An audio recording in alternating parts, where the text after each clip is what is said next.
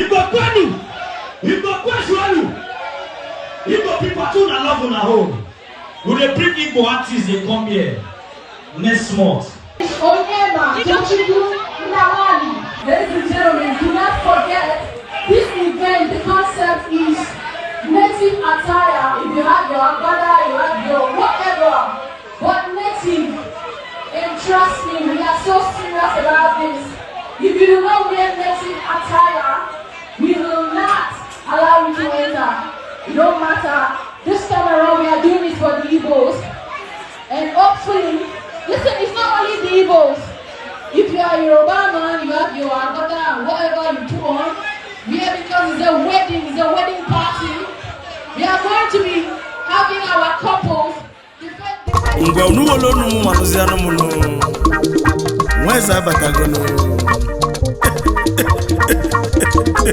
Afaya de kwanegwa onye ọma tochukwu bịara izute ụmụnna ibi na Dubai. Ndị eji bili na Dubai na Fortune Grand Hotel ka na-abatazinụ na African Beach West Club Dubai. Princess Rosie, Igbos are too much, men wey know what's up. As we dey pray, e dey show.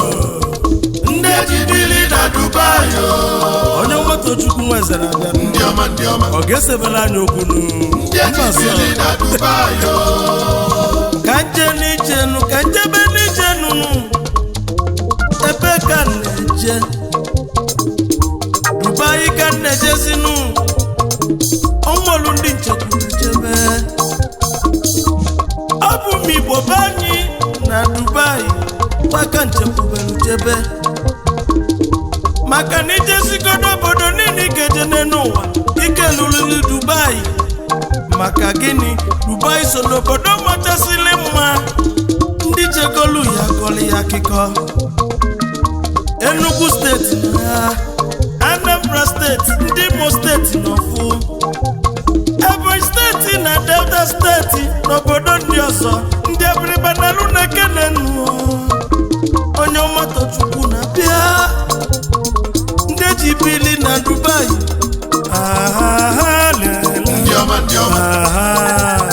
ndị eji bili na Dubai ndị eji bili na Dubai ndị ọma ndị eji bili na Dubai dezienu na nkunu ndị ọma na nnuo ndị eji bili na Dubai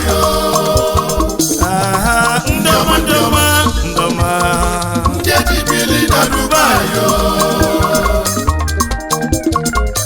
Mana ọ bụ mụ bụ onye ọma tochukwu na mani nweze onye na-anụrụ afịa nye ewe n'iwe na egwu aka na-abịakwa na-abịanụ. Ndị eji bili na Dubai special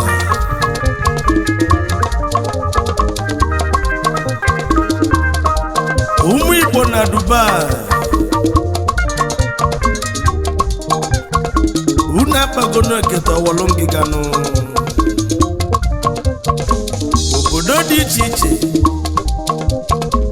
ka onye ọbụla si na n'Igbo wee gbagote Dubai. Brother Frank bịafụmanye bobobo nwa Ọnịchado Feson onye ji malụ Dubai bobobo ndị eji bili na Dubai Amana pounds and dollars, Amana shillings. Ndị eji bili na Dubai eto maiti ezi oyimu na Dubai kedu maka Komodo Ronaldo ndị eji bili na Dubai Prince Samuel Alagu nwata kwọta ndị eji bili na Dubai kedu maka Ugo Buzue na Dubai ndị eji bili na Dubai onye ọma tochukwu nweze na-egwunu nuwolonu mu malumu maka enwelu ndị nwe obodo na Dubai baka nchekwube wee nabata ndị ọma ndị ọma ndị ọma ndị ọma nụ Igbo siri ike na Dubai ụmụ Igbo eji bili na Dubai baka mana egwu maka na-abịakwa abịa ma ịgba mbọ ka ịnụ afa ịnụ haba kilikisam ubabulegu oneje ọbata Dubai ogbefi CIC bịa fụmanya onye ọmade n'ịdị mma ogbefi eze ya na Dubai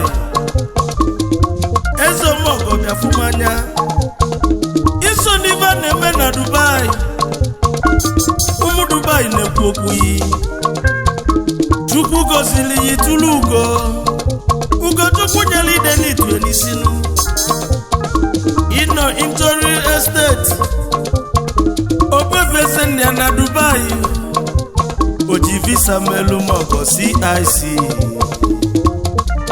Anye keneziano Chief Emeka Cosmas Ogbonna AKA CIC Ndioma Ogwefi ndị ejibili na Dubai eze nne na Dubai Ndioma ndị ejibili na Dubai Ndioma onye ọma n'isi ndị ejibili na Dubai onye ọma na ịnọ njori Igbo steeti ọya abalị ndị ejibili na Dubai onye ọma Tochukwu na-ekwu